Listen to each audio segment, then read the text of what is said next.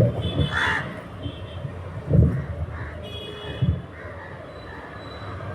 સમયે પવિત્ર શાસ્ત્ર આપણે ઉગાડીશું ને પ્રભુના વચનો આપણે વાંચીશું. પ્રભુના વચનોમાંથી જે મનન કરવાના છે.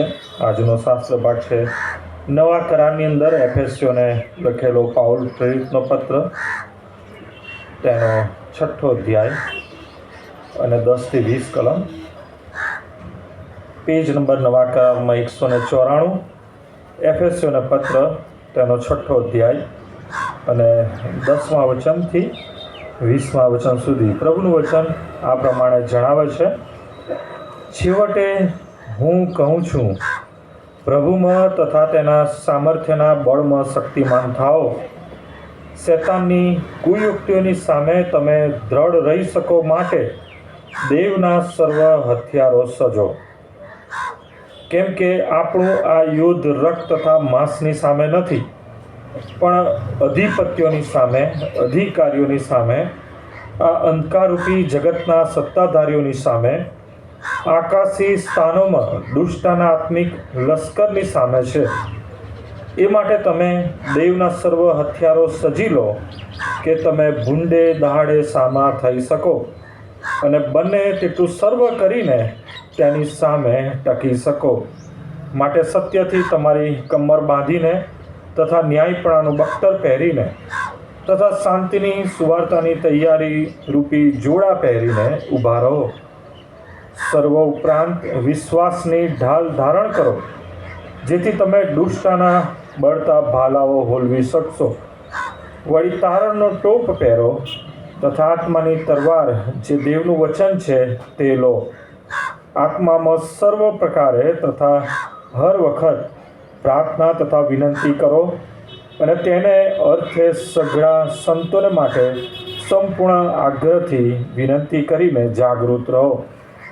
મારે વાસ્તે પણ માગો કે જે સુવાર્તાને લીધે હું સાંકળોથી બંધાયેલો એલચી છું, તેનો મર્મ જણાવવાને મને મોં ઉઘાડીને બોલવાની હિંમત આપવામાં આવે, અને જેમ બોલવું ઘટારત છે તેમ હિંમત રાખીને હું બોલું. આ પ્રભુનું વચન છે.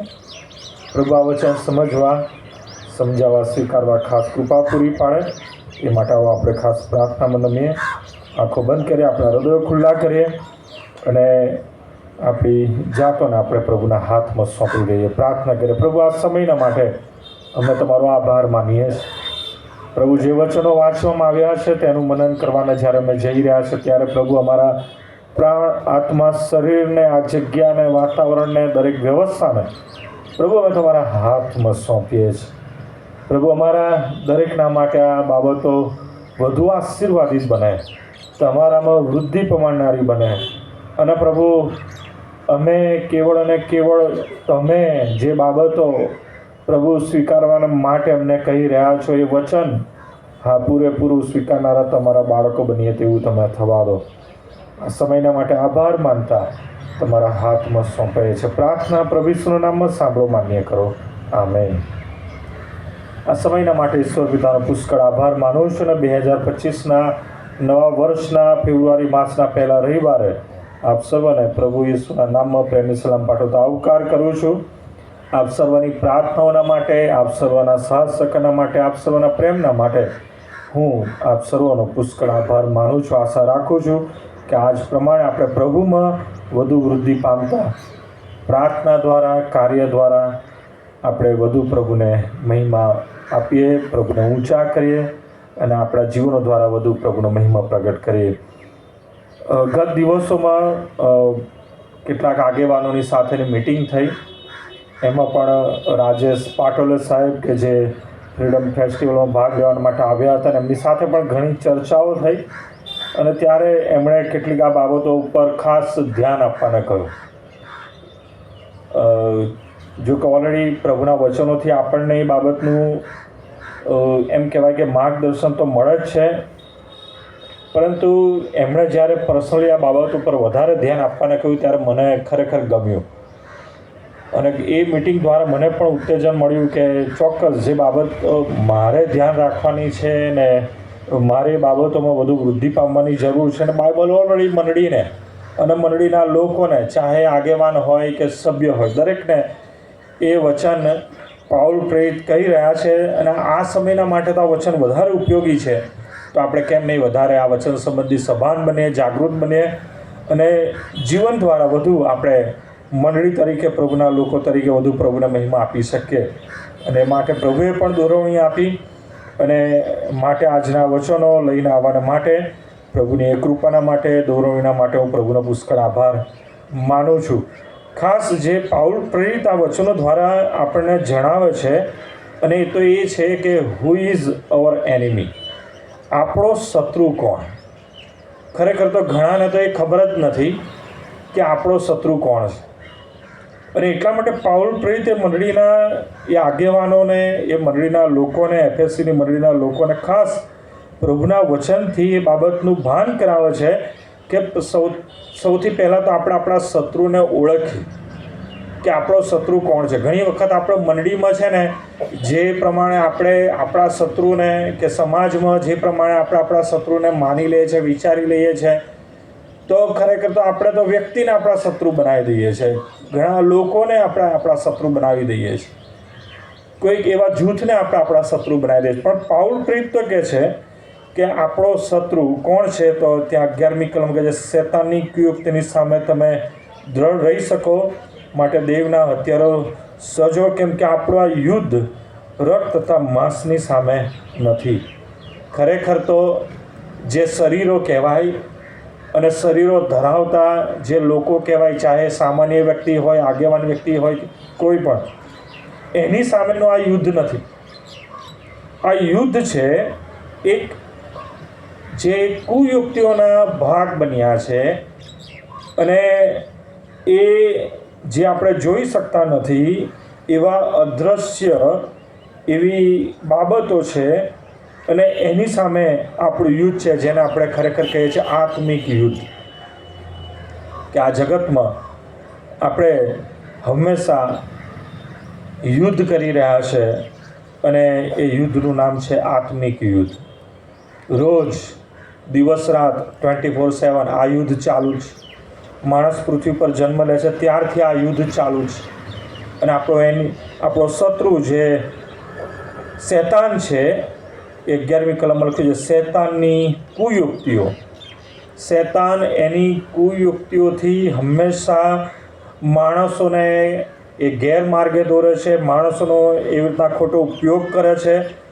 અને પાઉલ પ્રેરિત જે ખરેખર આ બાબત જણાવવા માગે છે તો એ છે કે આપણું યુદ્ધ કોની સામે છે? તો શૈતાનની સામે, શૈતાનની કુયુક્તિઓની સામે. અને શૈતાનની કુયુક્તિઓનો જેવો ભોગ બનેલા છે, ચાહે એ અધિપતિઓ હોય, એ અધિકારીઓ હોય, પછી લખ્યું છે આ અંધકારરૂપી જગતના સત્તાધારીઓ હોય, કે આકાશી સ્થાનોના દુષ્ટ અને આત્મિક લશ્કરો, કે જેઓ એ કુયુક્તિઓનો, કોનો? શૈતાનની કુયુક્તિઓનો ભોગ બન્યા છે, એવા લોકોની સામે આપણું યુદ્ધ છે. અને દરરોજ આપણે આ યુદ્ધ લડવાનું છે. એવું નથી કે એના માટે સ્પેશિયલ મિટિંગ રાખવામાં આવે, કે એના માટે ખાલી રવિવારે જ આપણે તૈયારી કરીને એ માટે આપણે સજ્જ થવાની બાબત હોય. શૈતાનની કુયુક્તિઓ અને શૈતાનની એ કુયુક્તિઓનો જેઓ અમલ કરી રહ્યા છે પોતાના જીવનમાં કે પોતાના કાર્યમાં, એ દરેક શૈતાનની કુયુક્તિના અમલની સામે આપણું આ યુદ્ધ છે. કોઈ માણસની સામે નથી. એટલે પાઉલ પ્રેરિત જે સમજવા માટે આપણને કહી રહ્યા છે એ કે માણસની સાથેનું આપણું આ યુદ્ધ નથી. એટલે ત્યાં લખવામાં આવ્યું છે એ પ્રમાણે જે બાબત આપણને પાઉલ પ્રેરિત કહે છે 12મી કલમમાં, કેમ કે આપણું આ યુદ્ધ રક્ત તથા માંસની સામે નથી, શરીર ધરાવનાર કોઈ વ્યક્તિની સામે નથી, પરંતુ આપણું આ યુદ્ધ આત્મિક યુદ્ધ છે. અને રોજ આપણે આ લડવાનું છે. કેવી રીતના જોઈએ આપણે એને બહુ ડિટેલથી જોઈએ. ખરેખર આ બાબત પાઉલ પ્રેરિત જે શબ્દો દ્વારા કહેવા માગે છે તો એ છે કે આ આત્મિક યુદ્ધ જે શૈતાનની કુયુક્તિઓના એ ભોગ બનેલા છે એવા લોકોની સાથે છે, શેતાનની કુયુક્તિની સામે છે, અને એ બાબતો આપણે જોઈ શકતા નથી. એ બાબતો કોઈ વસ્તુ નથી કે કોઈ માણસ નથી કે આપણે એને જોઈ શકીએ, સમજી શકીએ. અને એ સમજવામાં કે એ જોવામાં મદદરૂપ જે થાય એ બાબતો છે. અને એ બાબતો પાઉલ પ્રેરિત લોકોને જણાવતા કહે છે 10મી કલમમાં, છેવટે હું કહું છું કે પ્રભુમાં તથા તેના સામર્થ્યના બળમાં શક્તિમાન થાઓ, શેતાનની કુયુક્તિની સામે ધડ રહી શકે માટે દેવના હથિયારો સર્જો. દેવના હથિયારો કે જ્યાં ડિટેલથી આપણને 14મી કલમથી કહેવામાં આવ્યું છે, 7 હથિયારો સંબંધી ખાસ માર્ગદર્શન આપવામાં આવ્યું છે. અને પહેલું છે સત્ય, બીજું છે ન્યાયપણાનું બખ્તર, ત્રીજું છે શાંતિની સુવાર્તાની તૈયારીરૂપ જોડા, ચોથું છે વિશ્વાસની ઢાલ, પાંચમું છે તારણનો ટોપ, છઠ્ઠું છે દેવનું વચન, અને સાતમું છે પ્રાર્થના. પ્રાર્થના માટે 18મી કલમ લખી જો, આત્મામાં સર્વ પ્રકારે તથા હર વખત પ્રાર્થના તથા વિનંતી કરો. આ 7 બાબતો ખ્રિસ્તી વિશ્વાસી વ્યક્તિના જીવનમાં બહુ જ ઉપયોગી છે. એ દેવે આપેલા આત્મિક યુદ્ધ લડવાના હથિયારો છે. અને માટે આ હથિયારોથી જો આપણે સજ્જ થઈશું તો જ આપણે આપણા શત્રુની સામે શું થઈશું? ત્યાં વિજય થશો કે જય પામશે એવું નહીં લખ્યું. ત્યાં લખવામાં આવ્યું છે 13મી કલમ, એ માટે તમે દેવના સર્વ હથિયારો સજી લો કે તમે ભૂંડે દહાડે સામા થઈ શકો. જ્યારે બી શેતાનની એ કુયુક્તિઓ, એટલે કે શેતાન પોતે કે એ કુયુક્તિની ભોગ બનેલા લોકો જ્યારે એ હુમલો કરે તો આપણે એની સામા થઈ શકીએ. આપણે આ હુમલામાં ખાલી સામનો કરવાનો છે. પછી આગળ લખ્યું છે, બને તેટલું સર્વ કરીને તેની સામે ટકી શકો. ટકી રહેવાની વાત છે, ઊભા રહેવાની વાત છે. અને એ યુદ્ધમાં આપણે અંત સુધી મરણ પર્યંત ટકી રહીએ એના માટે ખાસ પાઉલ પ્રેરિત એ આપણને જણાવે છે. પિત્તર પણ એ સંબંધી કહે છે. તો આપણે જોઈએ 1 પિત્તર 2 અધ્યાય. અને પિત્તર પણ આ સંબંધી બહુ સરસ વચન આપે છે. એ સમજતા આપણે વધારે સારી રીતના આપણે સમજી શકીશું. 1 પિત્તર તેનો 2 અધ્યાય અને 11મી કલમ આ પ્રમાણે કહે છે. 1 પિત્તર 2 અધ્યાય 11મી કલમ, વહાલાઓ, હું તમને વિનંતી કરું છું કે દૈહિક વિષયો આત્માની સામે લડે છે તેઓથી તમે પરદેશી તથા પ્રવાસી જેવા દૂર રહો. રોજ આપણે આત્મિક યુદ્ધ લડીએ છીએ. અને આ યુદ્ધ, આનું બેટલ ગ્રાઉન્ડ એ કયું છે? કોઈને પ્રશ્ન થાય. ઘણા લોકો આનું બેટલ ગ્રાઉન્ડ શું માને છે ખબર છે? ચર્ચ માને છે કે મંડળી માને છે. એવું નથી. આનું બેટલ ગ્રાઉન્ડ કે યુદ્ધની જે જગ્યા કહેવાય, યુદ્ધનું જે સ્થળ કહેવાય, એ ક્યાં છે? રોજ આત્મિક યુદ્ધ થાય છે. અને એ છે તમારું મારું શરીર. આપણું શરીર એ આત્મિક યુદ્ધનું બેટલ ગ્રાઉન્ડ છે. આપણે આપણા શરીરમાં યુદ્ધ લડીએ છીએ. અને પિત્તર એ બાબતે કહે છે કે દૈહિક વિષયો કોની સામે લડે છે? આત્માની સામે લડે છે. પ્રભુએ આપણને એ 50માના દિવસે એ આત્મા આપ્યો, અને આત્માની દોરવણીમાં આપણે પ્રભુમાં જીવન જીવવા હંમેશા રોજ આપણે કોશિશ કરીએ છીએ. પ્રભુમાં જીવન જીવવા રોજ આપણે ચાલીએ છીએ. પરંતુ એની સાથે એ દૈહિક વિષયો પણ એ આત્માની સામે લડે છે. અને ક્યાં લડે છે? આપણા શરીરમાં જ. અને એ પ્રમાણે રોજ એ આત્મિક યુદ્ધ એ આપણા શરીરમાં એ લડવામાં આવે છે. અને માટે જે આ હથિયારો છે ને, જે આપણને આપવામાં આવે છે, એ પણ આત્મિક હથિયારો છે. એનું નામ જ આપવામાં આવ્યું છે કે માટે શું કરો? તમે આત્મિક હથિયારો એ સજી લો. બહુ સરસ એ બાબત સમજી શકાય એમ છે, બહુ ડિટેલથી. પણ હથિયારો સંબંધી જો કે એ હું કહેવા જઈશ તો ઘણું લાંબુ થઈ જશે. પણ આપણે પ્રેક્ટિકલી જોવા માગીએ છીએ બેઝ, મેન જે પાયો છે એના વિશે વિચારવા માગીએ છીએ. આપણું શરીર એ બેટલ ગ્રાઉન્ડ છે, એટલે કે આ યુદ્ધની યુદ્ધભૂમિ છે. તો આપણું શરીર મહત્ત્વમાં એમ કહેવાય કે સૌથી વધારે જે બાબતનો સામનો કરે છે એ શું છે? તો જે આપણા શત્રુ છે ને, મેં કીધું એ પ્રમાણે ઘણી વખત આપણે શત્રુને ઓળખતા નથી. પહેલો શત્રુ તો શેતાન છે, ચોક્કસ. પણ શેતાનની કુયુક્તિઓ યેન કેન પ્રકારે ક્યાં લાગુ પાડવામાં આવે છે? હંમેશા શૈતાન પ્રયત્ન કરે છે કે આપણા શરીરમાં આપણે લાગુ પાડીએ, શૈતાનની કુયુક્તિનો આપણે એન કેન પ્રકારે ભોગ બનીએ. અને માટે આપણું શરીર એ બે બાબતો માટે હંમેશા એ યુદ્ધની સામે બહુ જ જવાબદાર બને છે. અને માટે આ બે બાબત સંબંધી પણ આપણે બહુ જાગૃત બનીએ.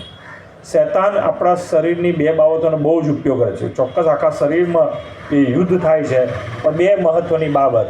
પહેલું છે આપણું મગજ, બરાબર? પહેલું છે આપણું મગજ. આપણે શું વિચારીએ છીએ એના સંબંધી આપણે વધારે સાવધાન રહેવાની જરૂર છે. રોજ એ આત્મિક યુદ્ધ આપણે લડીએ છીએ, આપણા શરીરમાં જ આપણે લડીએ છીએ. આત્મિક યુદ્ધ એ શૈતાનની કુયુક્તિની સામે છે. અને હંમેશા પહેલી બાબત તો આપણે મગજથી શું વિચારે છે એ છે, અને આપણે શું માની લઈએ છીએ એના માટે એ જે જવાબદાર છે આપણું હૃદય છે. મગજ અને હૃદય.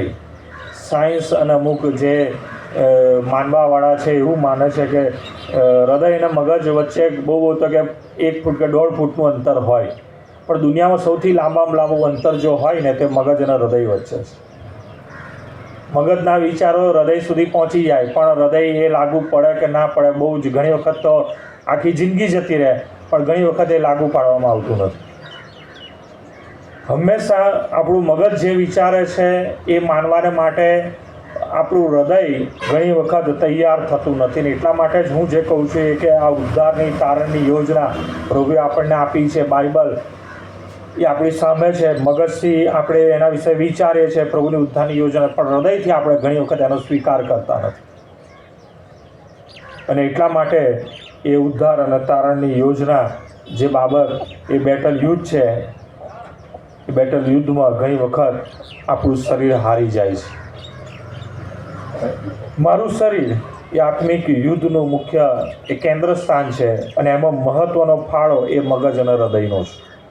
અને મગજ અને હૃદયમાં હું શું વિચારું છું, શું માનું છું એ બહુ જ મહત્ત્વ ધરાવે છે. મગજથી હું શું વિચારું છું અને હૃદયથી હું શું માની લઉં છું એ બાબત હંમેશા આપણે એ બાબત સંબંધી ધ્યાન રાખીએ. અને હંમેશા જો આપણી સાથે આ હથિયારો જે પ્રભુએ આપણને આપ્યા છે, આત્મિક હથિયારો, જો એનાથી આપણે સજ્જ હોઈશું તો એ વધારે સહેલું બની રહેશે આ યુદ્ધ લડવાનું. અને એટલા માટે પાઉલ પ્રેરિત કહે છે કે તમે સાવધ રહો અને હરરોજ તમે આ હથિયારોથી એ બાબતોનો સામનો કરો, શૈતાનની કુયુક્તિઓનો તમે સામનો કરો.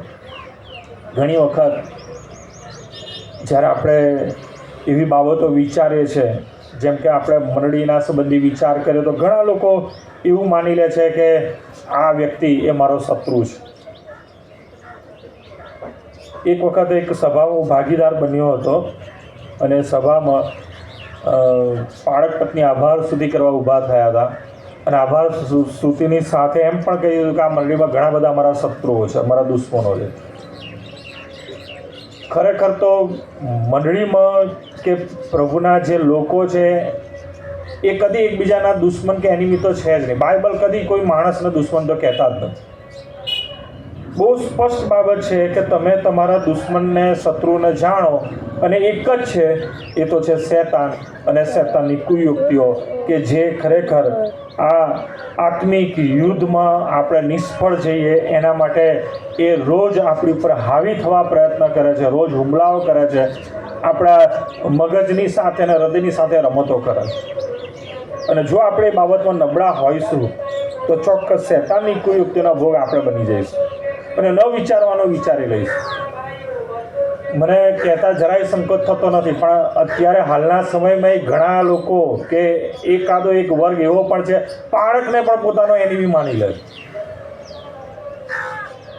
તમે જુઓ શૈતાન કેટલી હદે રમત કરે છે આપણી સાથે, કે જે વસ્તુ ખરેખર છે જ નહીં, પરંતુ એ વસ્તુ શૈતાન આપણા મનમાં, આપણા હૃદયમાં એવી રીતના ઠસાવે છે, એવી રીતના પ્રદર્શિત કરે છે કે બહુ સ્પષ્ટ લખ્યું છે કે જે રક્ત અને માંસ છે આપણો એ યુદ્ધનો ભાગ છે જ નહીં, એ આપણો શત્રુ છે જ નહીં. કઈ રીતના આપણે કોઈ વ્યક્તિને આપણે આપણા એનિમી કે શત્રુ માની લઈએ?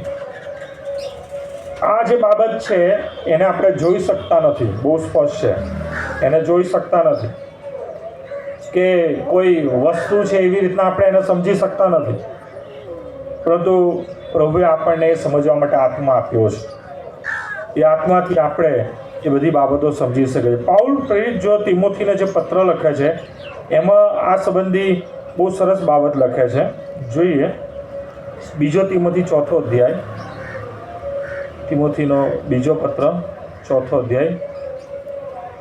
અને પાઉલ જ્યારે હવે પાઉલને લાગે છે કે મારો અંત સમય નજીક છે, તો એ પોતાની સાક્ષી આપે છે તિમોથીને.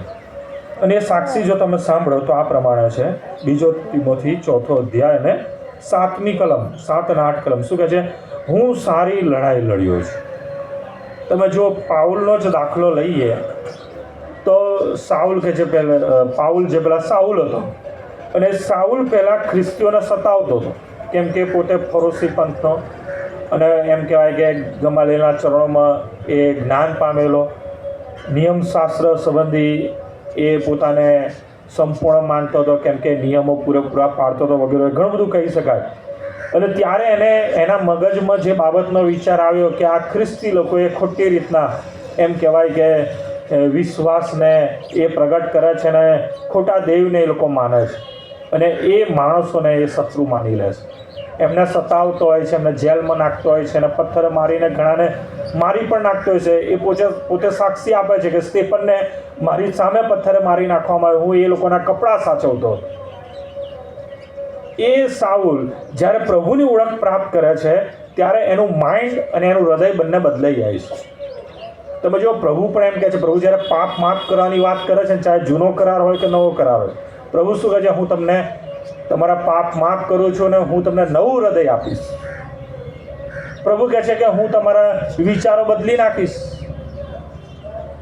અને માટે જો આપણે ખરેખર જે પ્રભુના બાળકો તરીકે પોતાને ઓળખાઈએ છીએ, આપણે બાપ્તિસ્મા પામેલા છે, નવો જન્મ પામેલા છે, યોહાનની સુવાર્તાના પહેલા અધ્યાય પ્રમાણે આપણે દેવના બાળકો, દેવના સંતાન, દેવના દીકરા દીકરીઓ છે, તો વાલાઓ આપણો વિચાર અને આપણા હૃદયના એ માનવાની બાબતો એ કેવી હોવી જોઈએ એના વિશે આપણે સભાન બનીએ. કેમ કે આપણો દેવ એ વિચારો પ્રમાણે અને હૃદયની કલ્પનાઓ પ્રમાણે ન્યાય કરશે, ફળ આપશે, એવું પ્રભુ કહે છે. પાઉલ પ્રેરિત શું કહે છે? હું સારી લડાઈ લડ્યો છું. કોની સામે લડ્યો? ક્યાં એ કહેતો નથી કે કોઈ વ્યક્તિની સામે લડ્યો, પરંતુ બહુ સ્પષ્ટ અહીંયા કહેવાનો એનો મતલબ છે કે હું મારા શત્રુની સાથે, મારા જે શત્રુ શૈતાન છે એની કુયુક્તિની સામે લડ્યો છું. હું સારી લડાઈ લડ્યો છું. ત્યાં એવું નથી કે હું જીતી ગયો. પછી કહે છે કે મેં દોડ પૂરી કરી છે, વિશ્વાસ રાખ્યો છે. ખરેખર આ જે આત્મિક યુદ્ધ છે, આ વિશ્વાસ ઉપરથી હું જે એ બાબત કહેવા માગું છું, એ આત્મિક યુદ્ધમાં આપણે નો ડાઉટ આપણે ડિફેન્સ કરીએ છીએ, બરાબર. આપણે આપણી જાતનો બચાવ કરીએ છીએ, અને આત્મા આપણને બચાવ કરવાના માટે આપણને એ આત્મિક હથિયારો આપે છે કે જેનાથી આપણે સામનો કરવાનો છે, ટકી રહેવાનું છે. અને એ ટકી રહેવાની જે બાબત છે ક્યાં સુધીની છે? જીવન પર્યંત, મરણ પર્યંત, એટલે કે જ્યાં સુધી આપણે મૃત્યુ ના પામીએ ત્યાં સુધી આપણે ટકી રહેવાનું છે. જીતવાની બાબત છે જ નહીં. ઘણાને પ્રશ્નો થશે કેમ જીતવાની બાબત હતી? જીતવાની બાબતમાં પ્રભુ ઈસુ ખ્રિસ્ત જ જઈ પામ્યા શૈતાનની ઉપર. નો ડાઉટ આપણને અધિકાર આપ્યો છે શૈતાનની સામે જીતવાનો, પરંતુ મોટા ભાગે જ્યાં સુધી શૈતાનનો નાશ ના થાય, કે પ્રભુ એમનો ન્યાય શૈતાનના ઉપર પરિપૂર્ણ ના કરે, ત્યાં સુધી એમ કહેવાય કે શૈતાન ઉપર જઈ એ મળતો નથી. આપણે આપણા શરીરમાં, એટલે કે જે બેટલ ગ્રાઉન્ડ છે, યુદ્ધ ભૂમિ છે, એના ઉપર આપણે ટકી રહીએ, ચોક્કસ આપણે સ્વીકારી શકીએ છીએ કે આપણે જય પામ્યા છે. કેમ કે પ્રકટીકરણમાં પણ એનો ઉલ્લેખ છે કે કોણે શૈતાનને હરાવ્યો છે, બરાબર. તો કેટલાક લોકોને એ અધિકાર મળેલો છે અને એ લોકોએ હરાવ્યો પણ છે. કઈ રીતના હરાવ્યો છે તો તમે જુઓ પ્રકટીકરણ 12મો અધ્યાય, બરાબર. એક જ બાબત છે કે જેનાથી આપણે શૈતાનને હરાવી શકીએ છીએ, એના પર જય પામી શકીએ છીએ. પરંતુ મહત્ત્વની બાબત તો પહેલાં આપણે આ યુદ્ધમાં મરણ પર્યંત ટકી રહીએ, એનો સામનો કરીએ, ખૂબ જરૂરી છે. પ્રકટીકરણ 12મો અધ્યાય અને તમે જુઓ તો 10મી કલમથી વાંચીએ. પ્રકટીકરણ 12 અને 10. ત્યારે આકાશમાં મેં મોટી વાણી બોલતી સાંભળી કે હવે તારણ પરાક્રમ અમારા દેવનું રાજ્ય તથા તેના ખ્રિસ્તનો અધિકાર આવ્યા છે. કેમ કે અમારા ભાઈઓ ઉપર દોષ મૂકનાર, જે અમારા દેવની આગળ રાત દાડો તેના પર દોષ મૂકે છે, તેને નીચે ફેંકવામાં આવ્યો છે. તેઓએ હલવાનના રથથી તથા પોતાની સાક્ષીના વચનથી તેને જીત્યો છે અને છેક મરતા સુધી તેઓએ પોતાના જીવને વાલો ગણ્યો નહીં. બહુ સ્પષ્ટ લખવામાં આવ્યું છે કે જ્યાં સુધી, એટલે કે મરણ પર્યંત જો આપણે એ ટકી રહીએ છીએ તો બીજા શબ્દોમાં એમ કહેવાય કે આપણે જીતી ગયા. અને એટલા માટે પાઉલ પ્રેરિત પણ એ બાબતનો ઉલ્લેખ કરે છે. ફરી આવીએ તિમોથીનો બીજો પત્ર 4 અધ્યાય. પાઉલ પ્રેરિત એ જ સંબંધમાં કહે છે કે હું સારી લડાઈ લડ્યો છું, દોડ પૂરી કરી છે, અને શું છે? વિશ્વાસ રાખ્યો છે. શૈતાનનો મુખ્ય હુમલો શું હોય છે? આપણા વિશ્વાસ ઉપર જ હોય છે.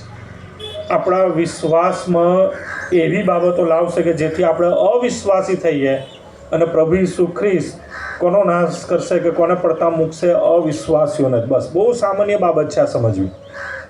પ્રભુ લેવા આવશે તેવું નથી કે પ્રભુના નામથી ઓળખાયેલા બધાને લઈ જશે. જે લોકો વિશ્વાસમાં ટકી રહ્યા હશે, અંત સુધી વિશ્વાસમાં ટકી રહેશે, એ જ તારણ પામશે. બહુ સ્પષ્ટ લખવામાં આવ્યું છે. એટલે શૈતાનનો હંમેશા હુમલો શું હોય છે? આપણા વિશ્વાસ ઉપર જ હોય છે, ફેથ ઉપર જ હોય છે. ક્યાંક એવી શંકા અને એવી બાબતો ઊભી કરશે કે જેથી આપણો વિશ્વાસ તૂટી જાય. પણ પાઉલ પ્રેરિત કહે છે કે મેં સારી લડાઈ લડ્યો છું, મેં દોડ પૂરી કરી છે અને વિશ્વાસ રાખ્યો છે, અને એ જીતેલાને માટે શું મળશે? તો 8મી કલમમાં હવે મારે સારું ન્યાયપણાનો મુંગટ રાખી મૂક્યો છે, જે અંત સુધી આ બેટલ ગ્રાઉન્ડ યુદ્ધ ભૂમિમાં પોતાના શરીરની સાથે શૈતાનની કુયુક્તિની સામે એ આત્મિક યુદ્ધમાં અંત સુધી ટકી રહે છે લડાઈમાં. તો વાલાઓ, એને અનંત જીવનરૂપી મુંગટ મળશે, ન્યાયપણાનો મુંગટ મળશે, અને એ જ એની જીત છે. અને એટલા માટે આપણે આપણા આત્મિક જીવન સંબંધી વધુ સભાન બનીએ. બહુ દુઃખ સાથે કહેવું પડે છે કે આપણે આપણા દુનિયાવી જીવનના માટે કે આપણા શરીરના માટે બહુ જ સારામાં સારી વ્યવસ્થાઓ કરીએ છીએ. ચાહે એ સ્ત્રી હોય કે પુરુષ હોય, આપણા આ દેહને માટે સારામાં સારી બાબતો કરીએ છીએ, બેસ્ટમાં બેસ્ટ બાબતો કરીએ છીએ. ચાહે એ ખોરાક હોય કે પાણી હોય કે એ શરીરની કેર લેવાની બાબત હોય, દરેક બાબતો. સવારથી ઉઠીએ અને સાંજે ઊંઘીએ ત્યાં સુધી હું તો કહું છું આપણે આપણા શરીરની સારામાં સારી કેર લઈએ છીએ. પણ જે આત્મા આપવામાં આવેલો છે કે જેનો નાશ એ બળતી ભઠ્ઠીમાં છે, જો આપણે આ યુદ્ધમાં હારી ગયા તો, પરંતુ જો જીતી ગયા તો એ આત્માનો અંગીકાર કરતાં પ્રભુ આપણને અનંત જીવન આપશે. એ બહુ ખાતરીપૂર્વકનું છે. આપણે એ આત્મિક જીવન સંબંધી આપણે કેર લેતા નથી. એ આત્મિક જીવન સંબંધી આપણે પ્રભુના વચનો પ્રમાણે એવી બાબતો સંબંધી વિચારતા નથી. અને એટલા માટે ઘણી વખત શૈતાન જ આપણને એ પ્રમાણે વિચારવાને માટે કે એ પ્રમાણે માની લેવાના માટે આપણને જાણે કે એ આ આત્મિક યુદ્ધમાં એક જાતના આપણને આળસુ બનાવી દે છે, એક રીતના આપણને બેદરકાર બનાવી દે છે. જો એ હિબ્રોના પત્રમાં પણ આ સંબંધી વધારે ચેતવણી આપવામાં આવી છે. બહુ ધ્યાન દઈને આપણે વાંચીએ તો હિબ્રોનો પત્ર તેનો 2 અધ્યાય અને 1 કલમથી જો જોઈએ તો આ પ્રમાણે છે. ત્યાં પણ પ્રભુનો સેવક એના વચનથી આ આત્મિક યુદ્ધની બાબત સંબંધી જો આપણે બેદરકાર રહ્યા તો એ ચેતવણી આપે છે અને આપણને વધારે સાવધાન રહેવા માટે વિનંતી કરે છે. હિબ્રોનો પત્ર 2 અધ્યાય 1 કલમથી. તેથી જે વાતો આપણા સાંભળવામાં આવી તે ઉપર આપણે વધારે કાળજીપૂર્વક લક્ષ્ય રાખવું જોઈએ, રખીને આપણે તેનાથી દૂર ખેંચાઈ જઈએ. કેમ કે દૂતો દ્વારા કહેલું વચન જો સત્ય ઠર્યું અને દરેક પાપનું તથા આજ્ઞાભંગનું યોગ્ય ફળ મળ્યું, તો આપણે એવા મહાન તારણ વિશે બેદરકાર રહીએ તો સી રીતે બચીશું? તે તારણની વાત પ્રથમ પ્રભુએ પોતે કરી, પછી તેને સાંભળનારાઓએ અમને તેની ખાતરી કરી આપી. તેઓની સાથે દેવ પણ ચિહ્નોથી, અદ્ભુત કૃત્યોથી, નાના પ્રકારના ચમત્કારોથી તથા પોતાની ઈચ્છા પ્રમાણે પવિત્ર આત્માએ આપેલા દાનથી સાક્ષી આપતો રહ્યો. તમે જો બહુ સ્પષ્ટ કહેવામાં આવ્યું છે કે આપણે જો આત્મિક જીવનમાં બેદરકાર રહ્યા તો ખતમ. બચવાની કોઈ જ આશા નથી. બહુ સ્પષ્ટ લખ્યું છે, બચવાની આશા નથી. ઉપરથી પ્રભુના ન્યાય શાસનમાં આપણે પ્રભુના ન્યાયનો આપણે ભોગ બનીશું, પ્રભુના કોપનો ભોગ બનીશું, એવું પણ ત્યાં લખવામાં આવ્યું છે. 3 અધ્યાય, હિબ્રુઓનો પત્ર 3 અધ્યાય અને 1 કલમથી ફરીથી, એ માટે ઓ પવિત્ર ભાઈઓ, સ્વર્ગીય તેડાના ભાગીદાર, આપણે જે સ્વીકાર્યું છે તથા પ્રેરિત આપણે જે સ્વીકાર્યું છે તેના પ્રેરિત તથા પ્રમુખ યાજક ઈસુ પર લક્ષ્ય રાખો. આપણું લક્ષ્ય હંમેશા પ્રભુ તરફ, પ્રભુના વચન તરફ આપણે રાખીએ અને કોઈ પણ પ્રકારે આત્મિક જીવન સંબંધી બેદરકાર ન રહે. એના માટે ખાસ હિબ્રુઓના પત્રમાં ચેતવણી આપવામાં આવી છે. શું કરીએ છીએ આપણે, કેવું જીવન જીવીએ છીએ?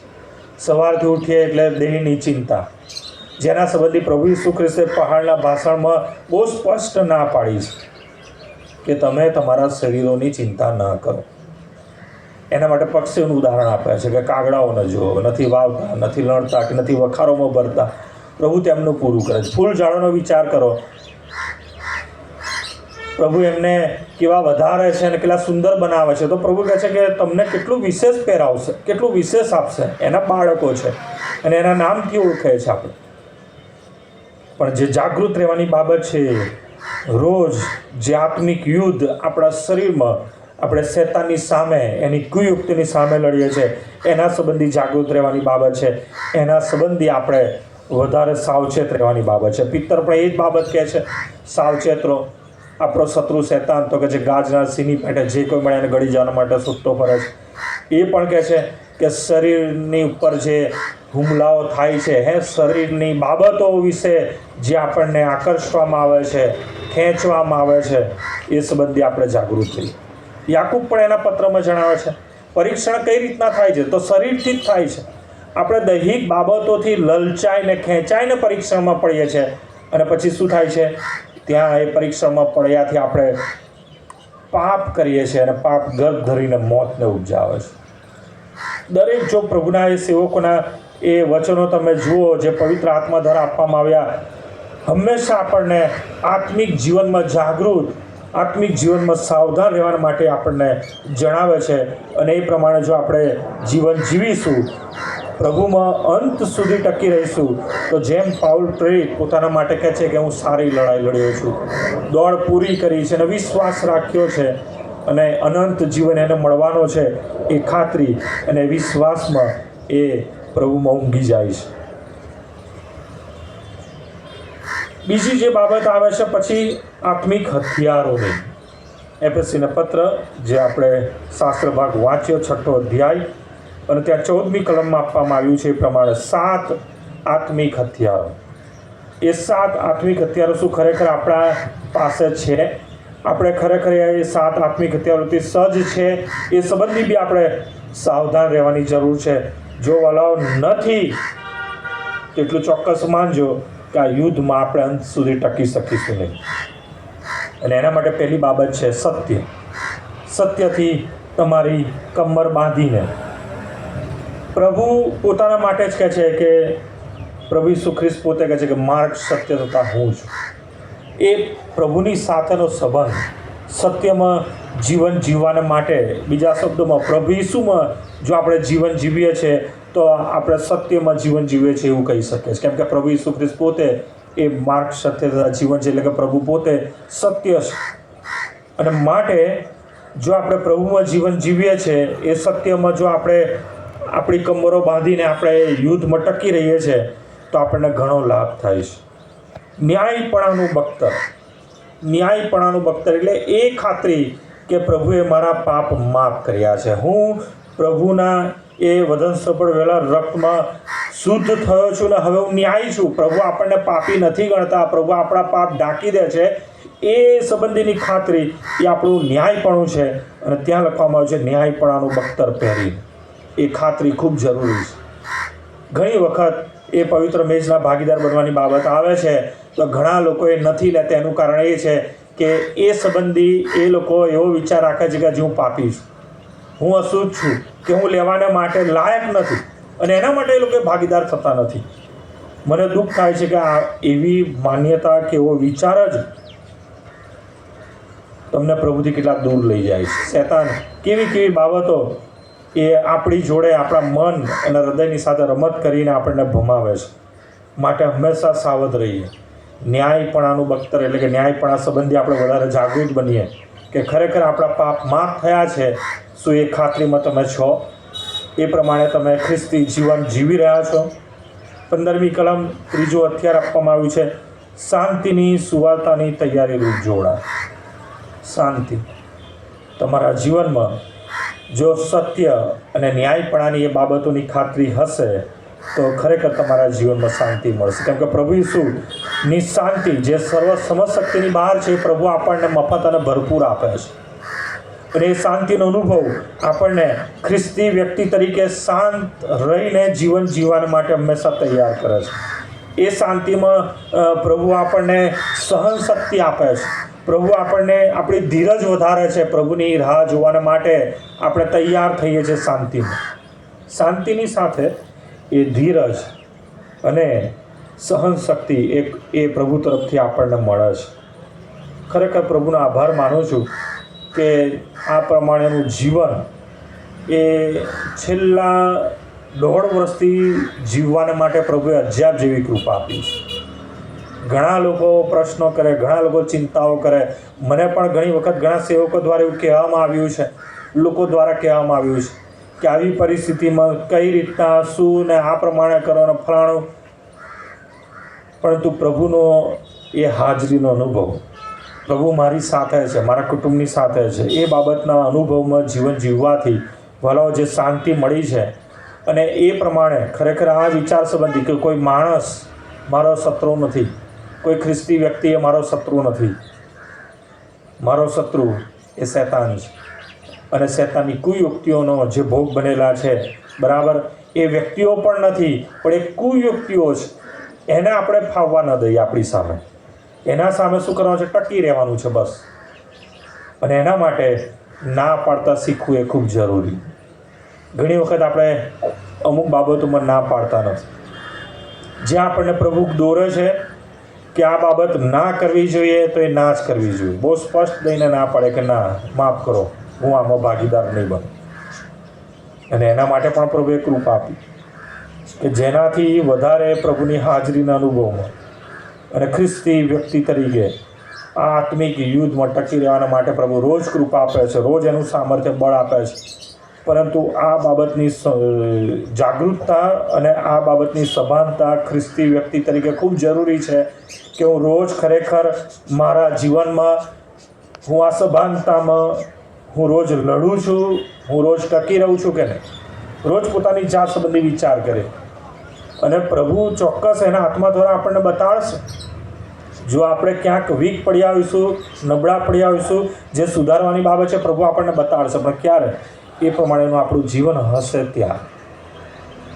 આગળ ત્યાં લખવામાં આવ્યું છે શાંતિની સાથે 16મી કલમમાં લખ્યું છે વિશ્વાસની ઢાલ. વિશ્વાસ ખૂબ જરૂરી છે કારણ કે એ આપણા વિશ્વાસ ઉપર જ શૈતાનના પ્રહાર થાય છે. આપણો વિશ્વાસ નબળો પાડવા માટે, વિશ્વાસને શંકામાં, વહેમમાં બદલવા માટે હંમેશા શૈતાન એ પ્રયત્નો કરે છે. ઘણી વખત એવું બને કે તમને કહેવામાં આવે કે આવું નહીં થાય, તું નહીં ટકી રહે, અને તારા કુટુંબને બહુ તકલીફ થશે, આમ થશે, તેમ થશે. ઘણી વખત જે ન્યાયની બાબત છે બહુ ખોટી રીતના બતાડવામાં આવે. ચોક્કસ તમને આવા અનુભવ થયા હશે. પરંતુ પ્રભુ પરનો વિશ્વાસ, કેમ કે પ્રભુએ કીધું છે કે વિશ્વાસ રાખો, હું તમારી સાથે છું. ક્યાં સુધી? પ્રભુ કહે છે જગતના અંત સુધી હું તમારી સાથે છું. પ્રભુ કહે છે વિશ્વાસ રાખો, હું તમને કદી મૂકી દઈશ કે તજી દઈશ. પ્રભુ કહે છે વિશ્વાસથી માગો તો તમને મળશે, શોધો તો તમને જળશે, ઠોકો તો તમારે સૌ ઉગાડવામાં આવશે. એ વિશ્વાસથી પ્રભુની હજુરમાં આવીએ, વિશ્વાસ સહિત પ્રાર્થના કરે, વિશ્વાસ સહિત વિનંતીઓ કરે, વિશ્વાસ સહિત આપણે રોજ આપણા જીવનમાં જે પ્રમાણે પ્રભુ દોરવા માગે છે એ પ્રમાણે ચાલીએ અને એ પ્રમાણે વર્તીએ તો ખરેખર આ યુદ્ધમાં એ આપણે ટકી રહીશું. એટલું જ નહીં, આ યુદ્ધમાં પાઉલ પ્રેરિત જેમ કહે છે એમ કે હું સારી લડાઈ લડ્યો છું, મેં દોડ પૂરી કરી છે, વિશ્વાસ રાખ્યો છે અને હવે હું જીત્યો છું. કેમ કે મને જીતનું ઇનામ મળશે. એ બહુ સ્પષ્ટ કહે છે કે પ્રભુ મને એ મુંગટ આપશે. મુંગટ કોને મળે? વિજેતાને મળે. જે જીત્યો છે એ વ્યક્તિને મળે. અને એ મુંગટની સાથે ત્યાં 17મી કલમમાં કહે છે તારણનો ટોપ. એ ખાતરી કે હું જો મૃત્યુ પામીશ તો પ્રભુએ મને તારણ આપ્યું છે એ મને મળશે. પિત્તર એની સમજ આપે છે કે તારણ તો એ પ્રભુ પ્રગટ થશે ને ત્યારે એની સાથે જે લોકો એ તારણ સંબંધી એટલે કે તારણનો ઉદ્ધાર પામેલા છે ને પ્રભુમાં ઉઠશે દરેકને પ્રભુ આપશે. જોઈએ વાંચીએ ત્યાં મારી સાથે તમે ખોલો પિત્તરના પત્રમાંથી અને આપણે સમજ મેળવીએ કે તારણ ક્યારે મળવાનું છે. તારણ સંબંધી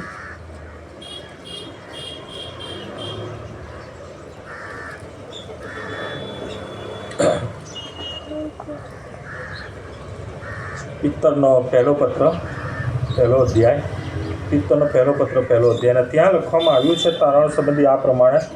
તમે જુઓ તો 5મી કલમ, પહેલો પિત્તર પહેલો તે 5મી કલમ. જે તારણ છેલ્લા સમયમાં પ્રગટ થવાની તૈયારીમાં છે તે તમને મળશે ત્યાં સુધી દેવના સામર્થ્ય વડે વિશ્વાસથી તમને સંભાળી રાખવામાં આવે છે અને એમાં તમે બહુ આનંદ કરો છો. તારણ તો છેલ્લા કાળમાં પ્રગટ થવાનું છે. પ્રભુ આવશે એની સાથે. 9મી કલમ તમે જુઓ, પહેલો પિત્તર પહેલો 9મી કલમ. અને તમે તમારા વિશ્વાસનું ફળ એટલે તમારા આત્માઓનું તારણ પામો છો. અનંત જીવન, બીજા શબ્દોમાં એ અનંત જીવન એ જ તારણ છે. અને ક્યારે મળશે? પ્રભુ પ્રગટ થશે એની સાથે આપણને મળશે. અને એટલા માટે એ તારણનો ટોપ એટલે કે એ ખાતરી કે મને પ્રભુ અનંત જીવન આપવાના છે, એ ખાતરી, એ તારણનો ટોપ તમારા માથે હોવો જોઈએ કે ચાહે ગમે ત્યારે મારું મરણ આવે પણ હું તારણ પામેલો છું, પ્રભુ મને અનંત જીવન આપશે, પ્રભુ મને મુંગટ આપશે. એ ખાતરીમાં તમારું જીવન અંત સુધી તમારે જીવવાનું છે. શાની સાથે? તો દેવના વચનની સાથે, જે તરવાર છે, આપણા આત્માની તરવાર, દેવનું વચન. એનાથી આપણે રોજ ઉત્તેજન પ્રાપ્ત કરીએ છીએ. એનાથી આપણે આપણા મગજને અને હૃદયને એ ખાતરી પમાડે છે કે પ્રભુ એ મહાન છે, પ્રભુ દેવ એ મારો બનાવનાર છે, પ્રભુ દેવ એ મારું પૂરું પાડનાર છે, પ્રભુ દેવ એ મારું રક્ષણ કરનાર છે, નિભાવી રાખનાર છે. પ્રભુના વચનથી આપણને આત્માની એ વૃદ્ધિ, આત્માનું ઉત્તેજન, આત્માનું બળ, પરાક્રમ આપણે પ્રાપ્ત કરી શકીએ છીએ. અને માટે પ્રભુનું વચન એ આપણા જીવનમાં અગ્રિમ સ્થાને હોવું જોઈએ. અને એના માટે લખવામાં આવ્યું છે કે આત્માની તરવાર જે દેવનું વચન છે તે લો, અને સૌથી છેલ્લે આત્મામાં સર્વ પ્રકારે તથા હર વખત પ્રાર્થના તથા વિનંતી કરો. પ્રાર્થના તો પ્રભુ દેવની સાથેનો સંદેશ વિનિમય છે, વાર્તાલાપ છે. પરિણીત કપલ એટલે કે કુટુંબમાં પતિ પત્ની એકબીજા સાથે વાત ના કરે તો શું થાય?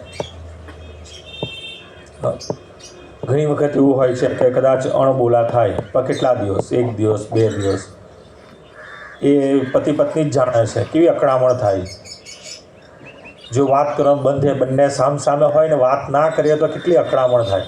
ઘણી વખત ગુસ્સે થઈ જાય, બરાબર, કે મારી સાથે નથી બોલતી કે મારી સાથે નથી બોલતા ને કંઈ વાંધો નહીં, ગુસ્સો પણ ઠાલવે. પ્રભુએ જે કુટુંબનો આશીર્વાદ આપ્યો છે, અને ઘણી વખત એવું પણ બને છે કે જીવતા જીવે આપણે આ બાબતની એમ કહેવાય કે જે કિંમત એ નથી સમજતા, પણ ઘણી વખત જો એ સાથી પાત્ર ના હોય તો એમને એની કિંમત સમજાય છે. એ ખોટ ચાલે છે, એ કમી એ જીવનમાં વર્તાય છે. ચોક્કસ મેં અનુભવ્યું છે એટલે હું કહું છું. ઘણા લોકોની સાથેની મુલાકાત અને એ લોકો એ બાબત સંબંધી આ બાબતનું પણ દુઃખ અનુભવે છે કે આટલા વર્ષો સાથે રહ્યા અને હવે નથી, એ કમી, એ ખોટ એ વર્તાય છે. તો વિચાર કરો, જો દુનિયાવી બાબતમાં જો આવું છે, કૌટુંબિક જીવનમાં જો આવું છે, તો જ્યાં સદાકાળનું જે આત્મિક જીવન છે, જન્મથી લઈને અત્યાર સુધીને મરીશું ત્યાં સુધી જેનો સાથ, જેની દોરવણી, જેની હાજરી આપણા જીવનમાં છે, એ પ્રભુની હાજરીને આપણે નથી અનુભવતા કે એની સાથે જો વાર્તાલાપ નથી કરતા, તો કેટલી મોટી ખોટ, કેટલું મોટું નુકસાન આપણે પોતે કરી રહ્યા છે. કદી વિચાર્યું છે બાબત? અને માટે સંદેશ વિનિમય એટલે કે પ્રાર્થના, દેવ સાથેનો વાર્તાલાપ એ તો પ્રાર્થના છે. અને એટલા માટે જ મેં ગત દિવસોમાં પણ કીધું, જ્યારે હું પ્રાર્થના કરું છું ને તો બહુ પર્સનલી એ બાબત હું અનુભવું છું. પ્રભુની સાથેની વાતચીત જ અનુભવું છું. એવું નથી કે અમુક ટર્મ્સ એન્ડ કન્ડિશનમાં જ થાય ના, એના માટે કોઈ ટીએમસી નથી. એના માટે તો પ્રભુ કહે છે ગમે ત્યારે હું તો સાથે જ છું, વાત કરો. પતિ પત્નીને વાત કરવા માટે કોઈ ટર્મ્સ એન્ડ કન્ડિશન હોય ના હોય. દરેક પરિસ્થિતિ, દરેક સંજોગોમાં એ સાંભળવું જ પડે અને પ્રત્યુત્તર આપવો જ પડે. અને હું પણ એ જ બાબત સ્વીકારું છું કે પ્રભુ હંમેશા સાંભળે છે અને પ્રભુ આપણી સાથે હંમેશા વાત પણ કરે છે, ગમે તેવી પરિસ્થિતિ સંજોગો કેમ ના હોય. પણ એ અનુભવ, એ વાર્તાલાપ જો તમારા જીવનમાં હશે, આ 7 પ્રકારના એ હથિયારોથી તમે સજ્જ થશો, તો જે બેટલ ગ્રાઉન્ડ છે આપણા શરીરમાં આપણે યુદ્ધ કરીએ છીએ, એ શૈતાન અને શૈતાની કુયુક્તિઓના એ આત્મિક લશ્કરોની સાથેનું જે યુદ્ધ છે, એમાં તમે બહુ સારું ડિફેન્સ કરી શકશો, તમે ટકી શકશો. અને જેમ જેમ તમે એ અનુભવમાં રોજ આગળ વધશો ને, એમ તમને મજા પણ આવશે. એ યુદ્ધ લડવાની, એ યુદ્ધમાં ટકી રહેવાની, પ્રભુની હાજરી અને આ હથિયારોનો ઉપયોગ કરીને જે વિશ્વાસ, જે ઉત્તેજન અને જે બાબતનો સંતોષ પ્રભુ આપણને આપે છે, આ બધા આશીર્વાદો છે. અને એ આશીર્વાદોમાં પ્રભુ ઈચ્છે છે કે રોજ આપણે વૃદ્ધિ પામતા જઈએ અને એ સર્વમાં આપણે પ્રભુના મહિમાને માટે વપરાઈએ.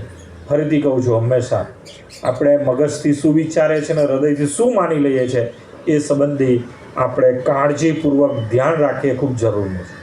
કોઈ માણસ આપણો શત્રુ નથી, પરંતુ આપણો શત્રુ કે જેને આપણે જોઈ શકતા નથી, એ કોઈ વસ્તુ નથી. એ રોજ એ આપણા શરીરમાં એ યુદ્ધ કરે છે, આપણી સાથે કરે છે. અને યુદ્ધમાં આપણને અમુક વ્યક્તિઓ માટે કદાચ એવું વિચારવા મજબૂર કરે છે કે આ તારી વિરુદ્ધનો છે, આ તારો શત્રુ છે, આ તારો એનિમી છે. અને આપણે માની લઈએ છીએ અને આપણે આપણી જાતનું નુકસાન કરીએ છીએ. અને માટે આ વચનો સંબંધી વધુ જાગૃત બનીએ અને આપણે આપણા શત્રુને ઓળખીએ અને આ યુદ્ધમાં વધુ આપણે ટકી રહીને એનો સામનો કરીને આપણે જય પામીએ. પાઉલ પ્રેરિત કહે છે એ પ્રમાણે કે પ્રભુ હવે મને એ ઇનામ આપવાના છે, મુંગટ આપવાના છે, સ્વીકારવા માટે આપણે તૈયાર થઈ. આવું પ્રાર્થના કરીએ અને ખાસ પ્રભુના વચનો માટે આભાર માનીએ. જ્યારે આપણે પ્રાર્થના કરી રહ્યા છીએ ત્યારે પ્રભુની હાજરી આપણે અનુભવી રહ્યા છીએ. પ્રભુ આપણી સાથે વાત કરી રહ્યા છે, આપણું નામ દઈને બોલાવી રહ્યા છે, મારા દીકરા, મારી દીકરી, હું તારી સાથે છું. તારા શરીરમાં જે આ યુદ્ધ થઈ રહ્યું છે એમાં હું તારી સાથે છું. અને પ્રભુએ દરેક આત્મિક હથિયારો આપણને આપી રહ્યા છે. એ સાથે હથિયારોથી આપણને સજ્જ કરી રહ્યા છે, સભાન કરી રહ્યા છે કે મારા દીકરા, મારી દીકરી, આત્મિક યુદ્ધ તારે લડવાનું છે, તારે ટકી રહેવાનું છે, તારે જીતવાનું છે. એ આપણને બળ સામર્થ્ય આપી રહ્યા છે, એ આપણો ઉત્સાહ વધારી રહ્યા છે. હવાલાઓ એ પ્રભુની હાજરી અનુભવતા પ્રભુનો આભાર માનીએ અને અંત સુધી ટકી રહીએ. પ્રભુની ઈચ્છા છે કે આપણો નાશ ન થાય, પણ આપણે અંત સુધી ટકી રહીએ અને અનંત જીવન પ્રાપ્ત કરીએ. પ્રભુ, અમે તમારો પુષ્કળ આભાર માનીએ છીએ.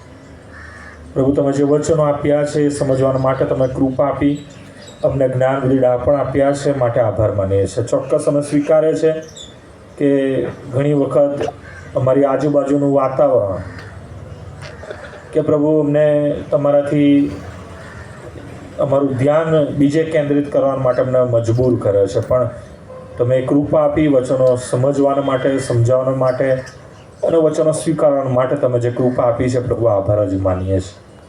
અને આ વચનો સ્વીકારીને વચનોની આધીનતામાં જીવન જીવતા વધુ અમે તમારામાં, તમારા મહેમાન માટે વપરાય તેવું તમે થવા દો. તમે અમારી સાથે છો, તમે અમને કદી મૂકી દેવાના કે તજી દેવાના નથી. જે વચન આપ્યું છે, જો જગતના અંત સુધી તમારી સાથે છો, એ પ્રમાણે પ્રભુ અમે પણ તમારામાં જીવીએ, તમારા મહેમાન માટે વપરાય, અંત સુધી ટકી રહીએ તેવું તમે થવા. તમારો આભાર માનતા પ્રાર્થના પ્રભુ ઈસુના નામમાં માગીએ છીએ, માટે સાંભળો, સ્વીકાર કરો. આમેન.